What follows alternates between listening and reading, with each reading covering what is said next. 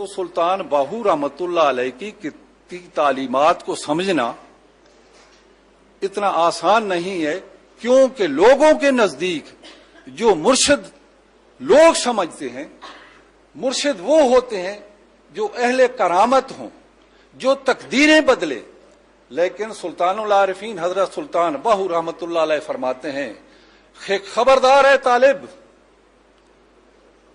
کشف و کرامت طالب مولا کے لیے ایسے نجس ہے جیسے خون حیض و نفاس نجس ہوتا ہے. مرشد کامل پر فرض عین ہے کہ اپنے طالب پر کشف و کرامت کی راہ بند کر دے. آپ اندازہ لگائیں کہ آپ کے نزدیک مرشد کا مقام کیا ہے، اور یہ کشف و کرامات کیا چیز ہیں جنہیں ہم نے مرشد کا معیار سمجھ لیا ہے.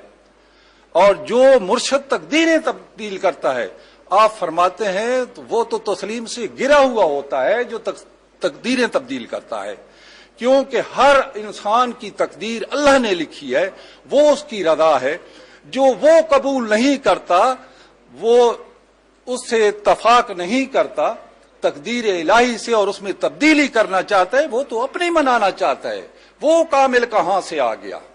مرشد تو وہ ہوتا ہے جو اپنے طالب کی تقدیریں نہ بدلے، بلکہ اس کو مشکل وقت میں صابر بنائے اور فراخی کے وقت اسے شاکر بنائے، تقدیریں تبدیل نہ کرے اس کی.